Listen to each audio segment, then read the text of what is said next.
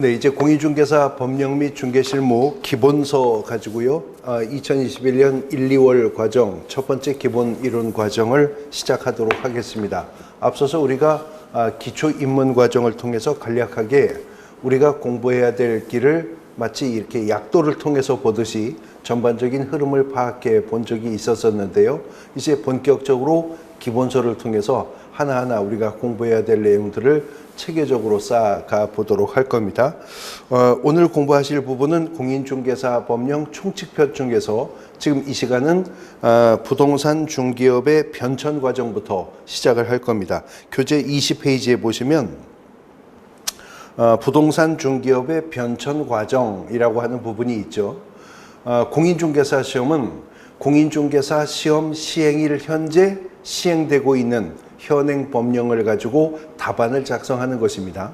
그래서 우리가 현행 법령을 가지고 공부하고 있지만 앞으로 우리가 시험 보기 전에 이 법령의 일부 내용이 개정되어서 수정되는 부분이 있으면 그런 부분들은 또 우리가 따라가면서 수정해서 공부를 하셔야 되는 거죠. 하물며 이 법이 전에 어떤 모습을 갖추고 있었느냐를 되돌아볼 필요는 크게 없는 것이지만 현행 공인중개사 법령의 내용을 이해하는 데 필요한 부분들, 그 부분들만 간략하게 정리를 해보면 될 것 같습니다. 우리나라에서 부동산 중개업의 변천 과정과 관련해서는 학자들이 문헌 기록상으로 고려시대의 객주라고 하는 상인들을 그 기원, 시초로 봅니다. 이 객주라고 하는 상인들은 종합적인 유통과 관련된 상행위를 하는 분들로서 지금의 부동산 중개와 같은 역할도 함께 했었기 때문에 중개업의 기원이 된다 혹은 뭐 시초가 된다라고 말을 한다는 거죠. 그 다음에 그 밑에 보시면 거간이라고 하는 말이 나오죠. 기역항의 객주 밑에 바로 거간이라고 하는 말이 나오는데 이 거간이라고 하는 말 자체가 있을 거 사이 간자를 씁니다. 그러니까 거래 당사자 사이에 서서 거래 당사자 간의 거래에 흥정을 붙이고 거래가 성사가 되면 그 성사시켜준 대가로 일정한 구전 수입을 받는 것을 업으로 하던 상인들을 그 당시에 거간이라고 불렀었다고 하네요.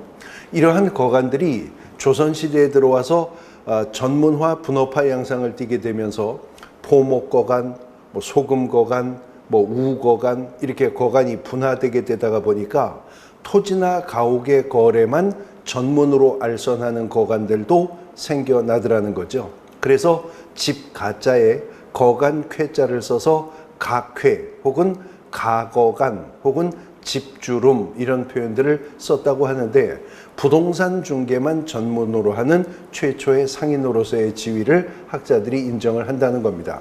어쨌거나 고려시대의 객주, 거간이든 조선시대의 이러한 각회든 다 그 당시 사농공상의 엄격한 신분에 의한 계급사회 속에서 가장 비천한 상행위를 하는 분들이었었기 때문에 그런 업종에 종사하는 것에 대해서 어떤 제도에 대한 규제가 없었었다는 거죠. 그냥 자유영업제로 방임이 되었었다는 겁니다. 그러다가 조선 마렵에 이러한 각회가 너무 무분별하게 난립함으로 인해서 과당 경쟁으로 거래 질서 문란의 문제가 제기가 되면서 1890년에 객주 거간 규칙이라고 하는 법이 입법이 되게 되었다는 것입니다.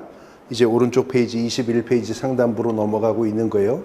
근데 이 객주 거간 규칙이라고 하는 법은 인가제 형태로 잠깐 시행이 되다가 1910년 일제에게 국권을 침탈당하게 되면서 폐지가 되었다가 1922년 그러니까 일제 중반기죠. 일제에 의해서 소개영업 취체 규칙이라고 하는 법으로 대체가 되게 되었답니다.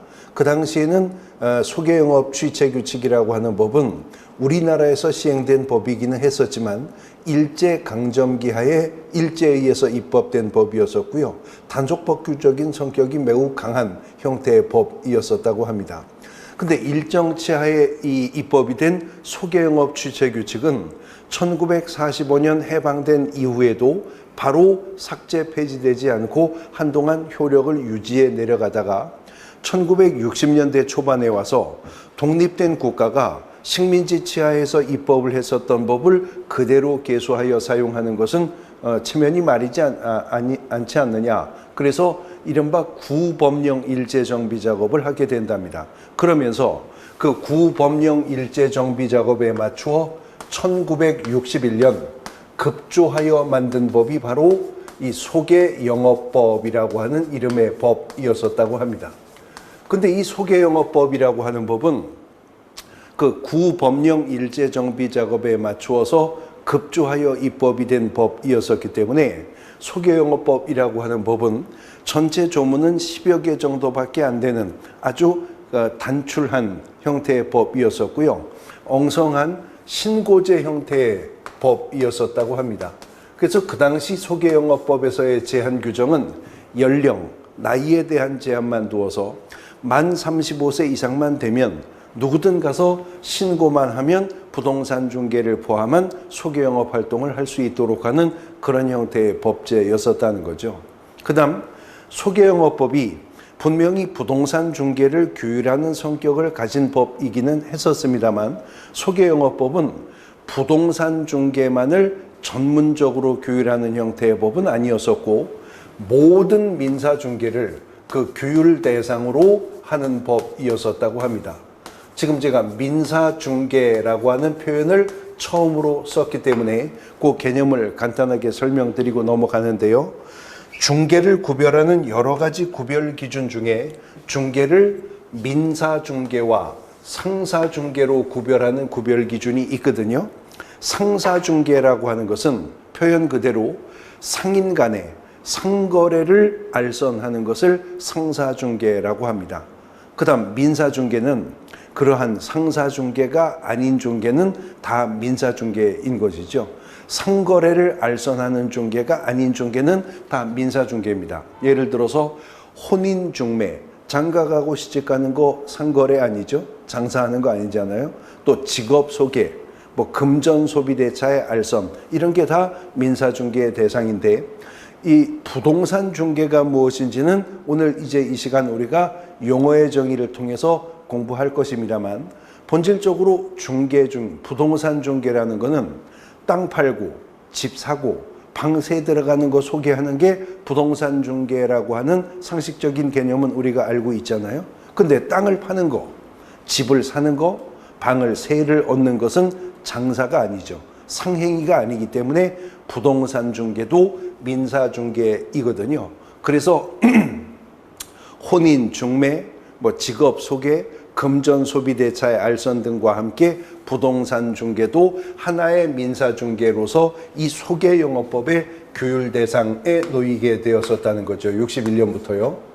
그러한 소개영업법을 가지고 부동산 중개를 규율하려고 하다가 보니까 법 자체가 태생적인 한계가 있을 뿐만 아니라 60년대, 70년대 산업화 과정에서 부동산 투기가 극심한 사회 문제로 대두가 되면서 부동산이라고 하는 것은 거래 금액도 매우 고액이고 법률적으로도 아주 복잡한 물건이기 때문에 부동산 중개만 전문적으로 규율하는 독립한 법률에 의해서 다루어져야 되겠다라고 하는 입법의 필요가 생기게 되었다는 것입니다. 그래서 1983년에 국회가 부동산 중개만을 전문으로 규율하는 독립한 법률을 하나 입법을 하게 되는데 바로 그 법의 명칭이 부동산 중개업법이라고 하는 법입니다. 이 부동산 중개업법이라고 하는 법은 1983년 이른바 83년 부동산 투기 종합 억제 대책의 일환으로 입법이 된 법이었었다고 하네요. 그래서 부동산 중개업법은 제정 당시 그전에는 소개영업법 시절이었었다고 그랬잖아요. 누구나 가서 신고만 하면 부동산 중개를 할 수 있도록 허용하니까 부동산 투기가 촉발되고 거래 질서가 문란되는 거 아니냐. 그래서 부동산 중개업계의 관주도의 통제를 강화해야 되겠다. 이런 입법의 의도를 가지고 제정이 된 법이었었기 때문에 처음에 부동산 중개업법은 단속 법규적인 성격이 아주 강한 허가제 형태로 제정이 되게 되었었다는 거죠. 그래서 83년 제정이 된 부동산 중개업법이 그 이듬해인 1984년에 이제 시행이 되게 되는데, 이 84년 법이 시행되면서부터는 허가관청에 가서 허가를 받은 자만 이제 부동산 중개업을 할 수 있도록 이렇게 제도의 틀을 바꾸게 되었다는 거죠. 입법 과정을 통해서. 근데 문제는 행정관청이 허가관청으로서 허가 여부를 판단하려면 이자가, 허가 신청을 한 이자가 부동산 중개업을 할 수 있는 전문적인 지식과 소양을 갖추었는지를 객관적으로 공정하게 판단할 수 있는 어떤 검증 장치가 있어야 되겠다라고 하는 판단이 있었다는 것이죠. 그래서 1983년 부동산 중개업법이 제정될 때요, 법 제정과 함께 도입이 된 제도가 바로 공인중개사라고 하는 제도라는 것입니다. 지금 여러분들이 뜻을 세우시고 도전을 시작하신 이 공인중개사라고 하는 자격제도는 이렇게 1983년 부동산 중개업법이라고 하는 법이 제정될 때 법 제정과 함께 도입이 된 제도가 바로 공인중개사 제도라고 하는 겁니다. 그러니 83년 공인중개사 제도를 도입을 한 부동산 중개업법이 제정되어 84년 이듬해 시행될 당시만 하더라도 아직은 공인중개사 시험이 한 번도 치러지지 않은 상태죠. 여기서 법이 시행이 되었으니 84년 법을 시행하면서 전격적으로 이제부터는 공인중개사만 중개업 허가하겠다라고 시행할 수는 없죠. 공인중개사가 있어야 허가를 하죠. 아직 시험도 안 봤는데요.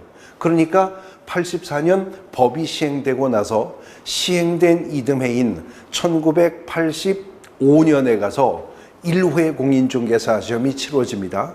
86년에 2회 공인중개사 시험이, 87년에 3회 공인중개사 시험이, 그 다음에 88년 올림픽 할 때 4회 공인중개사 시험이 치러져요. 그렇게 공인중개사 시험을 몇 차례 치르고 나서 1989년에요.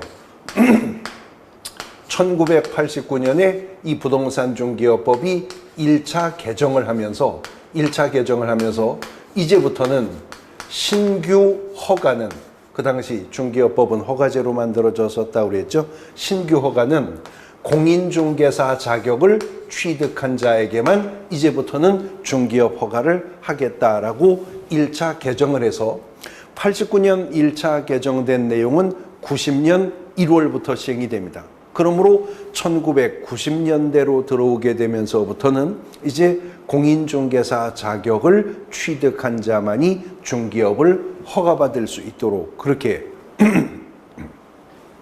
자격제도가 정착되게 되었다는 겁니다. 그리고 한 10년쯤 지나면서 보니까 아니 공인중개사 자격증이 있어야만 중개업을 할 수 있다면 이미 공인중개사 자격시험을 통과하는 과정에서 중개업을 할 수 있는 전문적 지식과 소양이 있는지는 검증이 되었는데 행정관청이 또 그 전문 자격사인 공인중개사를 두고 허가한다 안 한다를 판단하는 것은 불필요한 이중적인 규제가 아닌가, 이런 비판이 대두되게 되면서요, 1999년에 이제 부동산 중개업법이 7번째 7차 개정을 하는데요.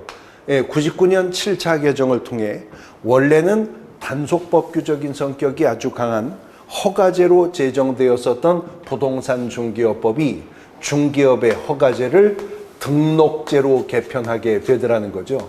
그리고 이러한 중개업의 등록제는 2021년 지금 현재까지도 이제 유지가 되어 가고 있는 겁니다. 그래서 원래 부동산 중개업법은 허가제 형태로 제정되었었지만 99년 7차 개정을 통해 등록제로 바뀌어서 중개업의 등록제는 지금 현재까지도 유지가 되어 가고 있다라고 하는 겁니다. 그래서 앞으로 공인중개사 법령을 공부하시면서 가장 많이 듣게 되는 단어 중에 하나가 바로 등록이라는 제도가 될 것입니다. 등록이라는 단어 가장 많이 들으시게 될 겁니다. 공인중개사법의 근간이 되는 제도이기 때문에 그렇습니다. 그 다음 이 부동산 중개업법이요. 2005년에 실거래가 확보를 목적으로 부동산 거래 신고 제도를 도입을 합니다. 그런데 이 부동산 거래 신고 제도는 신속하게 정착시켜야 될 정책적인 필요가 있는 제도였었기 때문에 아예 법의 제명을 바꾸어 버려요. 간판을 바꾸어 버립니다. 그래서 부동산 중개업법이라고 제정되었었던 법이 9차 개정을 하면서 법의 명칭을 공인중개사의 업무 및 부동산 거래 신고에 관한 법률 이렇게 명칭을 바꾸게 되었다는 거죠.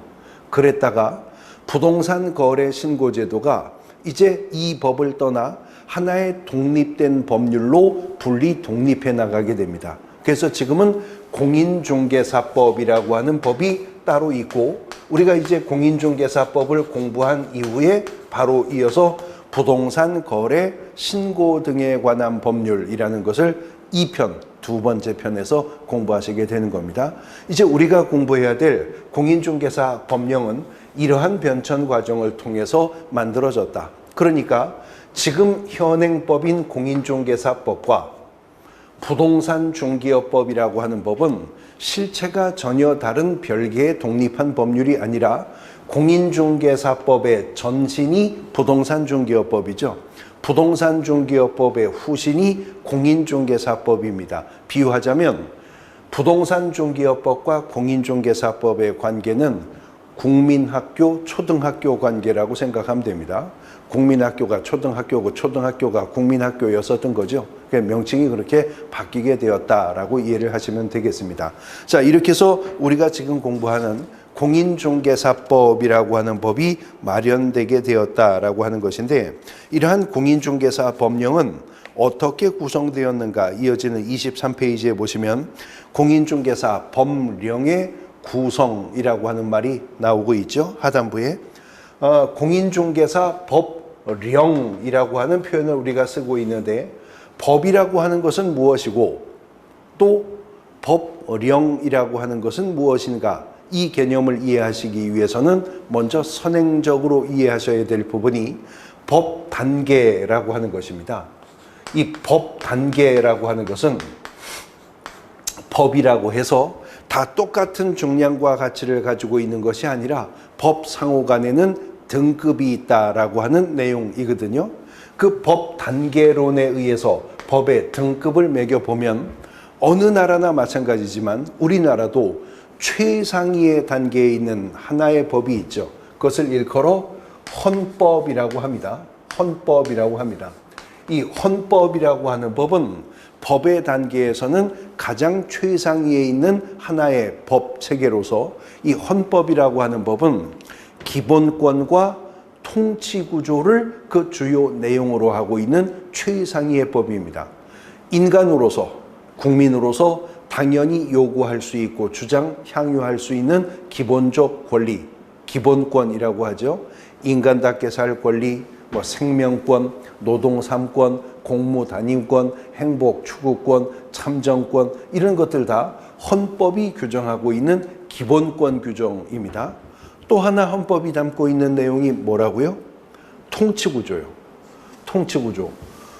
의원 내각제를 할 거냐, 대통령제를 할 거냐, 대통령의 임기를 얼마로 할 거냐, 중임 또는 재임을 허용할 것이냐, 국회를 양원제로 할 것이냐, 단원제로 할 것이냐. 어느 한 나라의 정치 체계의 근간은 헌법이 정하는 겁니다. 그래서 헌법은 기본권과 통치 구조를 그 주요 내용으로 하고 있는 법을 헌법이다라고 하는 것입니다. 근데 그 헌법이요. 그 헌법이 40조에서 입법권은 국회에 속한다라고 규정을 했어요.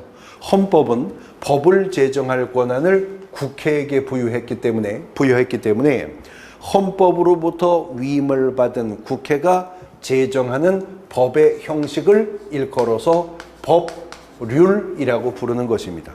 그래서 법률이란 국회가 헌법의 위임을 받아 제정하는 법의 형식을 일컫는 개념입니다. 입법권은 헌법으로부터 국회가 부여받은 것입니다.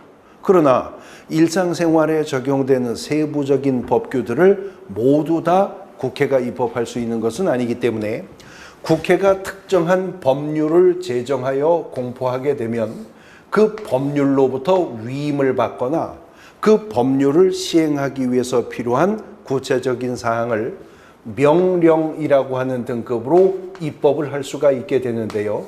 이 명령이라고 하는 등급의 법은요, 대통령제 정부 형태 하에서라면 대통령이 국무회의의 심의를 거쳐서 입법하는 법의 형식을 명령이라고 합니다. 그리고 법 중에서 명령의 등급을 가지고 있는 법들은 천편일률적으로 그 명칭이 무슨 법 시행령이라고 하는 이름을 갖게 됩니다. 주택임대차보호법 시행령, 건축법 시행령, 농지법 시행령, 이런 시행령이라고 호칭되는 법들은 명령의 등급을 가지고 있는 거예요. 그 명령이라는 등급 아래 등급으로 부령이라고 하는 형태의 법이 입법이 되는데요. 이 부령이라고 하는 것은 표현 그대로 행정 각 부의 장관이 제정하는 법의 형식을 부령이라고 하는 것입니다. 그리고 이 부령은 특정한 법률이나 명령으로부터 위임을 받거나 특정한 법률이나 명령을 시행하기 위해서 필요한 보다 세부적이고 보다 구체적인 사항을 정하게 되는 것인데, 그 부령은 어느 부에서 그 령을 제정하느냐에 따라서 국토교통부령도 있겠죠. 교육인적자원부령도 있겠죠. 보건복지부령도 있을 것이고 국방부령도 있을 겁니다. 어쨌거나 부령의 등급을 가지고 있는 법들은요, 하나같이 또 그 명칭이 무슨 법 시행규칙이라고 하는 이름을 갖습니다. 국토의 계획 및 이용에 관한 법률 시행규칙, 부동산 등기법 시행규칙, 이 시행규칙이라고 하는 명칭을 가지고 있는 법 체계들은 부령에 속한다라고 생각하시면 됩니다.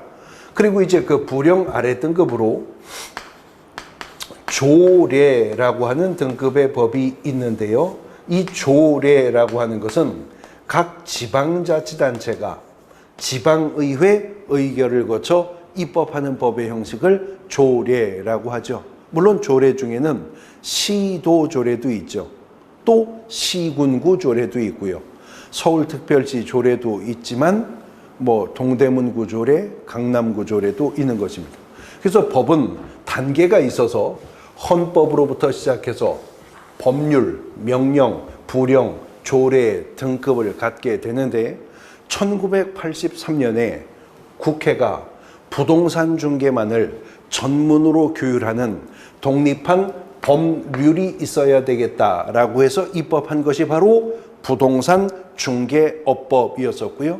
그 부동산 중개업법이 십수 차례 개정을 거쳐 지금의 공인중개사법이 되었다고 했었죠.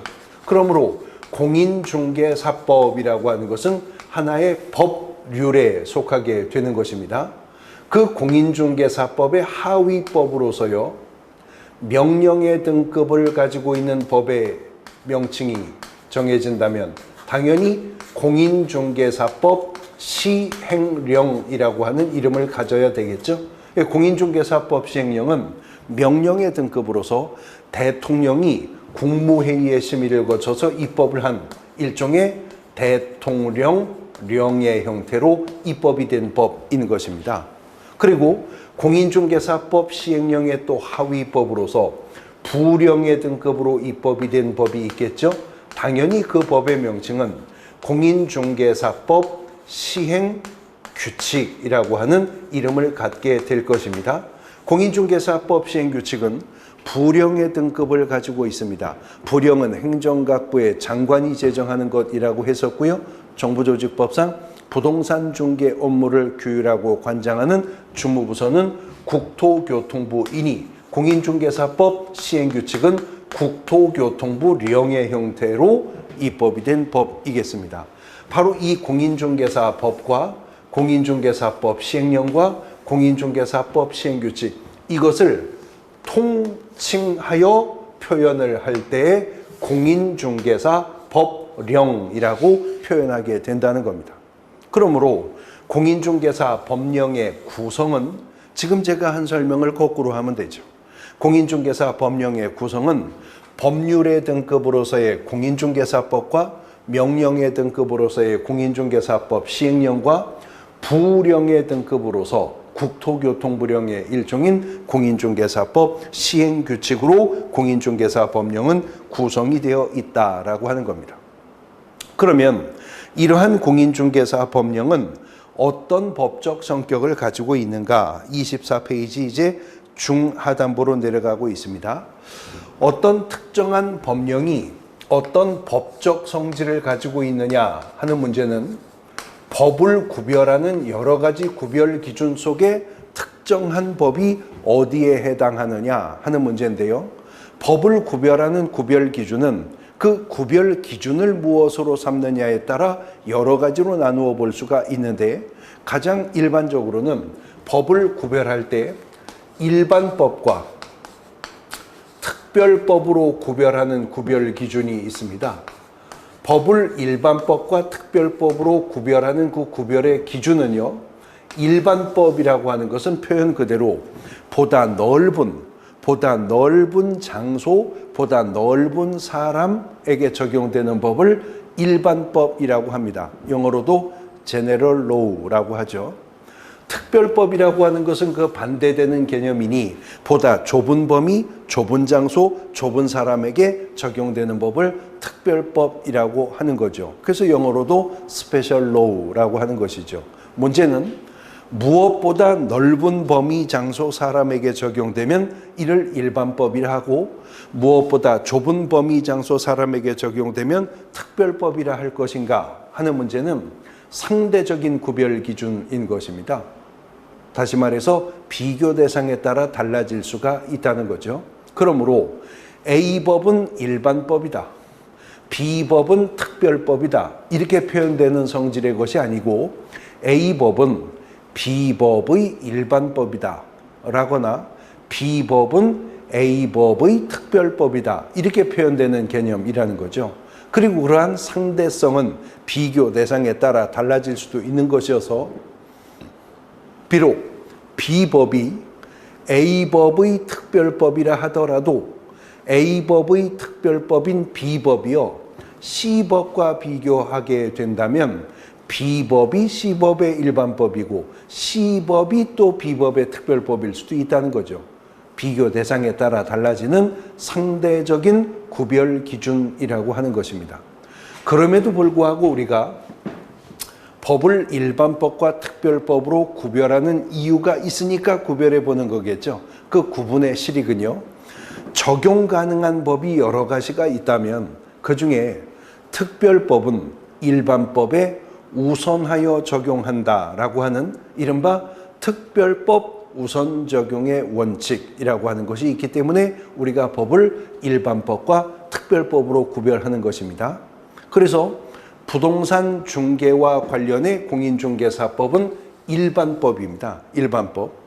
그러나 민법이나 상법과 비교해 봤을 때에는요, 공인중개사법은 민법이나 상법과 비교했을 때 보다 좁은 범위, 장소, 사람에게 적용되는 법이죠. 그래서 공인중개사법은 민법의 특별법이고 상법의 특별법이 또 되는 법이라는 것이죠. 또 하나 법을 구별하는 구별 기준은 법을 공법과 사법으로 구별하는 구별 기준이 있습니다. 공사법 구별론이라고도 하는데요. 공법이라고 하는 것은 국가 대 국가 혹은 국가 대 지방자치단체, 주로 국가 대 국민 관계를 교율하는 질서 유지를 위한 수직적 형태의 법을 일컬어 공법이라 하는 것입니다. 이에 비해서 사법이라고 하는 것은 사인 상호 간의 법률 관계를 규율하는 것을 내용으로 하는 법을 사법이라고 하는 것이고요. 그런데 이러한 공사법 이원론은 법률 관계가 복잡해지게 되면서 노동관계 법규, 사회보장 관련 법규, 의료관계 법규 분야에서 공법과 사법의 성격을 모두 가지고 있는 형태의 입법들이 생겨나더라는 거죠. 그래서 공사법의 중간법이다, 또는 전문적인 법학 용어로는 사회법이라고 하는 표현을 쓰기도 하는데, 부동산 중개업법은 공법적 요소도 가지고 있고 사법적 요소도 함께 가지고 있는 법이기 때문에 공사법의 중간법, 사회법적 성격을 가지고 있는 법이다라고 분류하게 된다는 겁니다. 그 다음 국내법, 국제법 구분하는 구별기준 속에서는 당연히 공인중개사법은 대한민국 영토 내 사건의 대상이 되는 토지 건물 등의 거래 알선에 개입되는 법이므로 당연히 국내법에 속하는 것일 것이고요. 실체법이냐 절차법이냐 구별하는 구별기준 속에서는 예를 들어 민법이 실체법이라면 민사소송법은 절차법이죠. 형법이 실체법이라면 형사소송법은 절차법인 거죠. 근데 이러한 실체법, 절차법 구별 기준 속에서 공인중개사법은 실체법적 성격을 가지고 있습니다만 별도의 절차법이 마련되어 있는 것은 아니고 절차법적 성격도 함께 수록되어 있는 법이다라고 하는 겁니다. 이것이 공인중개사 법령이 가지고 있는 법적 성격입니다. 공인중개사 법령의 법적 성격인데요. 공인중개사 법령은 법률로서 공인중개사법과 명령으로서 공인중개사법 시행령과 부령으로서 공인중개사법 시행 규칙으로 구성되어 있다고 말씀드렸죠. 그중 공인중개사법 1조는요. 공인중개사법의 제정 목적을 천명하고 있습니다. 그러나 이것은 비단 공인중개사법만이 그러한 것이 아니라 모든 기술적인 개별 법규들은 무조건 1조는 목적입니다. 건축법 1조도 목적입니다. 주택임대차보호법 1조 목적입니다. 민사집행법 1조 목적입니다. 개별법 1조는 다 목적 규정인데요. 어느 법이든 맨 앞에 1조의 그 목적 규정은 그 특정 법령의 전체적인 내용을 파악할 수 있는 근거 규정이 되는 것이고요. 그 1조 목적 규정은 그 법령을 해석할 때 방향타 역할이 되는 것입니다. 법 해석의 기준이 된다 하는 것이죠. 그래서 1조 목적 규정은 명목상 중요하지만 우리 공인중개사법에서는 수험생에게 실질적으로도 중요한 것이 간혹 문제로 출제가 되고 있기 때문에 그렇습니다. 다시 한 페이지 앞으로 가보시면 교재 23페이지 중 하단부에 관련 조문이 있죠. 법 1조 보시면 조문의 제목이 목적이라고 되어 있네요. 목적이라고 되어 있고요. 이 법은 공인중개사의 업무 등에 관한 사항을 정하여 그 전문성을 제고하고 부동산 중개업을 건전하게 육성하여 국민경제에 이바지함을 목적으로 한다. 간단한 한 문장으로 공인중개사법 제정 목적을 규정해 두었습니다. 그러니까 공인중개사 법령을 처음 접하는 누구도 1조 맨 앞에 나서 있는 이 목적 규정만 봐도 여기 법은 공인중개사 업무에 관한 내용이 정해져 있겠구나. 그 전문성을 제고하기 위한 제도들이 들어있겠구나. 중개업을 건전하게 육성하기 위한 방안들, 그리고 국민경제에 이바지하고자 하는 목적으로 이 법을 만들었구나. 이렇게 알 수가 있을 거라는 거죠. 법령의 전체적인 내용을 개략적으로 파악할 수 있다는 겁니다. 그리고 공인중개사 법령을 해석하면서 해석의 여지가 발생한다면 1조 목적 규정이 방향타 역할을 한다는 것이죠. 그러니까 이 법은 중개업의 전문성을 제고하는 방향으로, 중개업이 건전하게 육성되는 방향으로, 궁극적으로 국민경제에 이바지되는 방향으로 해석되어 나가야 할 것이다 라고 하는 것입니다. 그런데 공인중개사법 1조는 지금 눈으로 목도하다시피 딱 한 개의 문장입니다. 근데 공인중개사 시험은요, 오지선다형 객관식으로 출제되고 있잖아요. 기본적으로 오지선다형 객관식 문제는 단독 문제 한 문제 출제를 위해서는 6개의 문장이 필요하겠죠. 일단 문제, 물음이 있어야죠. 그리고 1항, 2항, 3항, 4항, 5항 5개 지문이 나열되어야 독립문제 하나가 만들어지는 겁니다. 근데 지금 공인중개사법 1조는 문장이 하나뿐이에요. 그런데도 여러 번 지금까지 기출되었어요. 출제 방식은 이런 것입니다. 다음은 공인중개사법의 제정 목적에 관한 기술이다. 아닌 것은 1번 공인중개사의 업무 등에 관한 사항을 정함, 2번 그 전문성을 제고함, 3번 중기업을 건전하게 육성함, 4번 국민경제에 이바지함. 자, 지금 한 문장을 분설하여 지문 내게 만들었죠. 여기에 이제 그렇지 않은 문장 하나 갖다 끼워서 그걸 정답으로 하는 형태로 문제가 출제가 되어 왔었다는 거죠. 근데 그 정답이 되는 이 법 제정 목적이 아닌 문장이 누가 상식적으로 보더라도 이 법 제정 목적에 어울리지 않는 표현이라면 그 공부 안 한 분도 정답을 맞출 수 있을 거잖아요. 그러니까 이제 출제위원은 그런 지문 사이에 꼭 이 법 제정 목적일 것만 같은 느낌을 갖는 표현들을 갖다 끼워 넣는 겁니다. 뭐 부동산업을 육성함, 좋은 말이잖아요. 토지공개념을 정착함, 좋은 말이네요. 부동산 투기를 예방함, 왠지 이 법 제정 목적이어야만 할 것 같지 않습니까? 이런 표현들 중에 하나를 갖다 섞어 넣는 방법으로 지문이 출제가 되기 때문에 상식선으로 접근해서는 정답에 접근할 수가 없게 출제가 되는 겁니다. 해결 방법은 간단하죠. 외워버리면 됩니다. 그래서 공인중개사법 1조는요, 여러 번 낭송하여 반복하셔야 됩니다. 그래서 아예 한 문장이 하나의 흐름으로 머릿속에 들어 있어야 됩니다. 간혹 문제가 출제가 되고 있기 때문에 그렇습니다.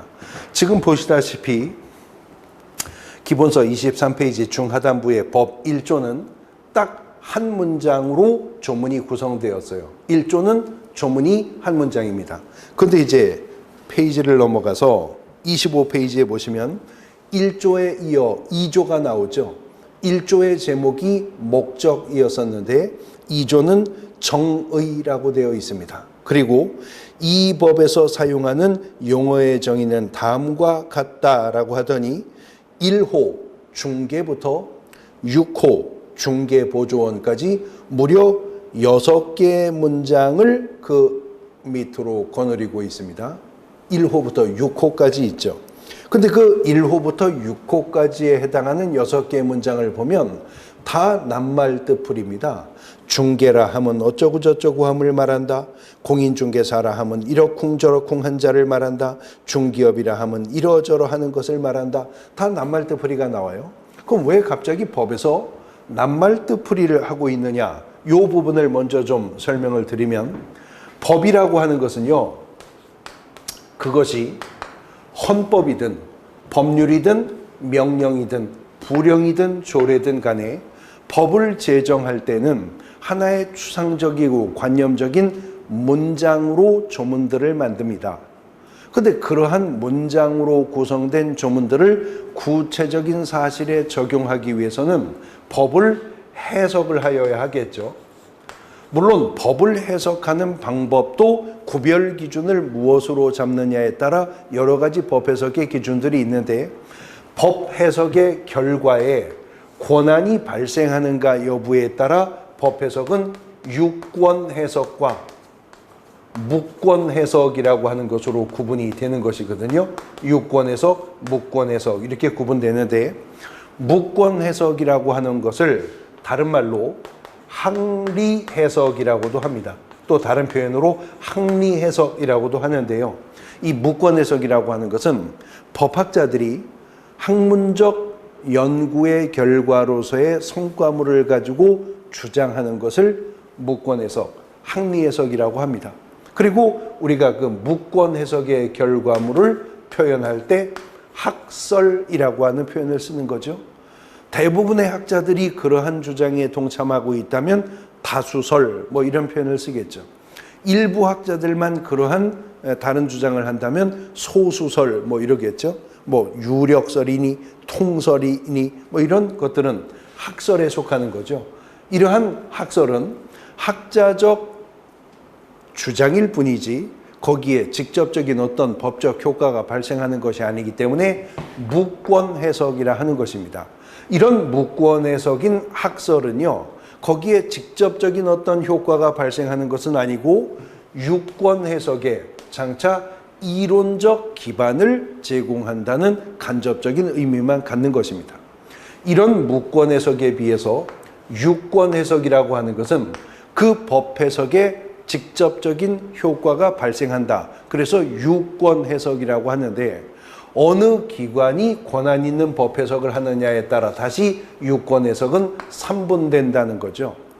국가기관을 삼권 분립의 원칙에 입각하여 구분할 때 우리는 입법부, 행정부, 사법부 이렇게 구분을 하죠.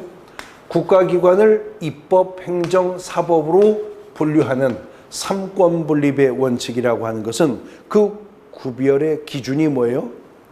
법인 거죠. 법이라고 하는 것은 워낙 막강한 힘을 갖게 되는 것이기 때문에 법이 가지고 있는 힘을 국민이 어느 한 기관에 모두 위임하는 것이 아니라 나누어서 상호 견제할 수 있도록 한다는 거죠. 그래서 입법부는 뭐 하라는 거예요? 법을 만들라는 거죠. 행정부는 입법부가 만든 법을 집행하는 것이고 법에 대한 최종적인 판단과 해석은 사법부가 하는 겁니다. 그래서 우리가 사법 해석의 결과물을 말할 때 뭐라고 하죠? 판례라고 하는 거죠. 헌법재판소 판례, 대법원 판례, 고등법원 판례, 하급심 판례라고 하는 거죠. 원래 법을 해석하는 기관은 사법부니까요. 근데 행정부는 법을 집행하는 기관입니다만 입법부가 제정하여 공포한 법을 집행하기 위해서 행정부가 부여받은 권한 범위 내에서 일정한 유격을 잡을 수가 있습니다. 이것을 행정해석이라고 하고요. 보통 우리가 일상 용어 속에서 유권해석이라고 표현할 때는 행정해석을 구체적으로 지칭하는 경우가 많습니다. 이런 사건에 대해 국토교통부 유권해석에 따르면 어떻다 이렇게 말할 때 그 유권해석은 행정해석을 말한다는 거죠. 근데 입법부인 국회는 법을 제정하거나 개정하는 역할을 담당하는 것이지 국회가 법을 해석하는 기관은 아니죠. 그런데요, 국회가 법률을 새롭게 제정하거나 기존의 법률을 새롭게 개정하면서 보니까 이 법 속에 이런 용어들은 반드시 이런 의미로만 적용이 되어서 조문의 해석에 동원되어야 입법의 취지에 맞게 이 법이 운용될 수 있겠다. 이 법 속에 이런 용어가 만일 이 의미가 아닌 다른 의미로도 해석이 용인되면 이 법령 전체의 통일성을 위해할 만한 위험성도 있겠다라고 판단이 되면 국회가요, 특정한 법률을 제정하거나 개정하면서 아예 법 속에다가 해석을 달아버려요. 그것을 일컬어서 입법 해석이라고 하는데 어느 법, 어느 조문이든 간에 해당 조문이 오직 입법 해석의 내용으로만 그 조문이 구성되어 있을 때에는 그 조문의 제목을 정의라고 합니다. 그리고 통상적으로는 개별법들은 다 1조가 뭐라 그랬죠? 목적이라고 했잖아요. 이어지는 2조는 대부분 개별법들이 바로 이 정의라고 하는 것을 두게 되는 것입니다. 그래서 공인중개사법 입법자인 국회는요, 중개, 공인중개사, 중개업, 개업공인중개사, 소속공인중개사, 중개보조원 이 6개의 용어만큼은 반드시 이 의미로만 적용해서 조문 해석에 동원되어야 이 공인중개사법이 우리가 입법 공포한 취지에 맞게 운용될 수 있을 것이다. 적어도 이 6가지 용어만큼은 이 의미가 아닌 다른 의미로 해석이 인정이 되면 이 법령 전체에 통일성을 깰 만한 위험성이 있을 것이다 라고 판단해 입법 해석한 부분입니다. 쉽게 말해 하나의 매뉴얼이라고 하는 거죠. 매뉴얼. 그러니까 공인중개사법 2조 6개의 용어는 반드시 암기하셔야 되고 하나하나 6개 용어의 개별적인 의미 파악도 잘 해두셔야 될 뿐만 아니라 6개의 용어는 상호 유기적인 연관 관계가 매우 깊기 때문에 6개 용어의 상호 유기적인 연관성도 유의해서 살펴두셔야 하는 것입니다. 이제 이어지는 시간에 그 6개의 용어들 하나하나 풀어가면서 개념과 특징, 그 용어 상호 간의 상관관계에 대해서 살펴보도록 할 겁니다. 쉬었다가 보도록 하겠습니다.